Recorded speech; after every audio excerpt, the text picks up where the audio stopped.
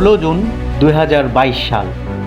দুনিয়ার সবচেয়ে বৃষ্টিবহুল জায়গা মেঘালয়ের চেরাপুঞ্জিতে সেদিন আকাশ ভেঙে পড়েছিল।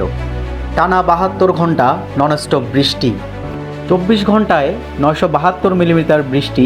এটা চেরাপুঞ্জিতে ইতিহাসের রেকর্ড। পাহাড় ধসে গেল, রাস্তা বন্ধ। আমরা আটকে পড়েছিলাম আমার খুব কাছের বড় ভাইয়ের সাথে, যিনি ছিলেন আমার ভ্রমণ সঙ্গী। কিন্তু এই বৃষ্টির আসল গল্পটা শুরু হয়েছিল তার ঠিক 48 ঘন্টা পর।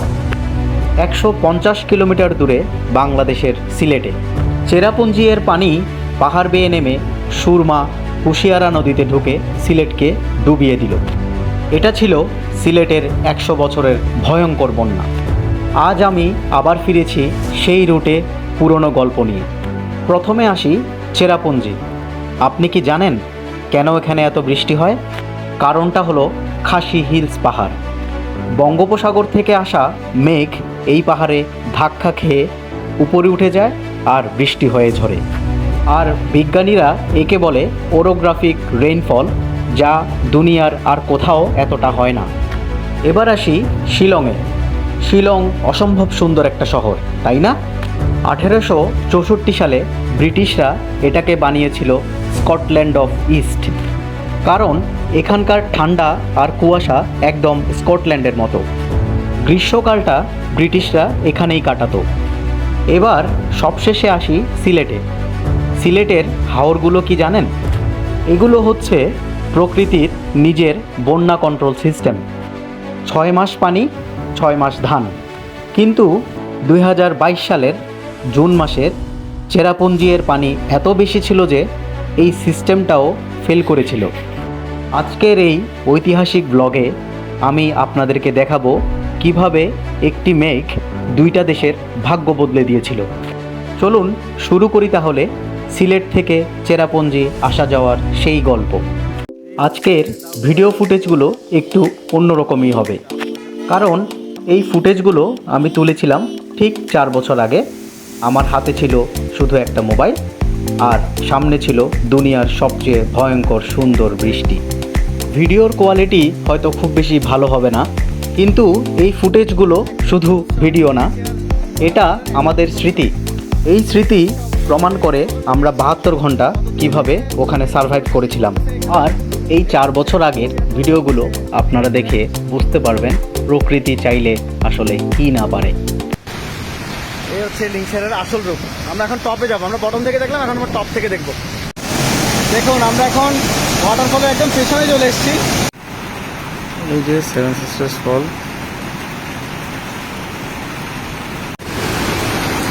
দেখুন উমক্রেম ফলসের বিশালতা কি! ও মাই গড! মানে এখন আরো বৃষ্টি হচ্ছে তো, তাই এটার মানে রূপ সৌন্দর্য পাল্টে গেছে আরো।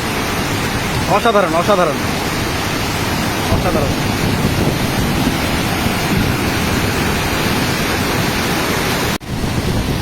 এই হচ্ছে বড়হিল ফলস। বৃষ্টি হচ্ছে তাই কোনোভাবেই মানে কাছে যেতে পারতেছি না। অসম্ভব পরিমাণে পানি, অসম্ভব পরিমাণে পানি পানি ছিটে আসতেছে। আর এটা সোজা চলে যাচ্ছে বাংলাদেশে। এটাই সিলেট হয়ে চলে যাচ্ছে আর কি বাংলাদেশে।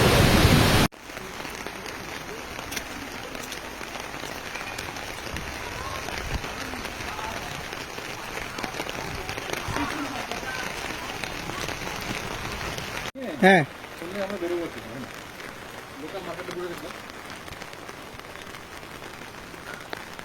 তো মালিলং ভিলেজের আশেপাশে এখন আমরা।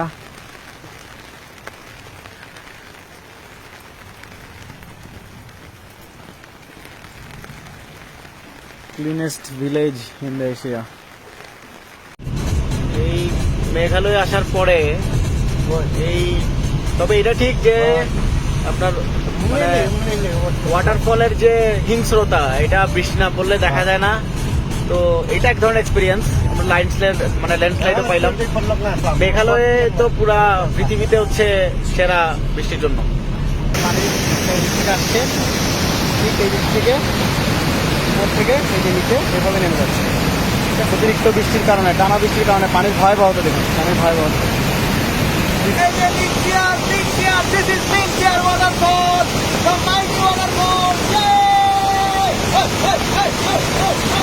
এই যে আমরা চলে এসেছি একদম একদম বটম অফ দা লিংসিয়ার ওয়াটারফল। এই হচ্ছে পানির স্ট্রিম, এটা হচ্ছে পানি বয়ে যাচ্ছে এখান থেকে।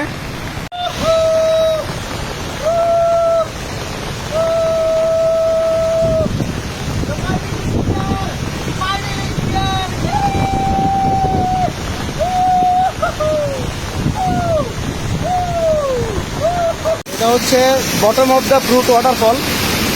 তো আমরা এখন আস্তে আস্তে নিচে নামছি। আমি এখানেও পর্যটক একমাত্র আমরা দুইজন ছাড়া কেউ হচ্ছে ব্রুট ওয়াটারফলে আসল দেখি। এই হচ্ছে ব্রুট ওয়াটারফল। এই হচ্ছে ব্রুট ওয়াটারফল। এই হচ্ছে ব্রুট ওয়াটারফল।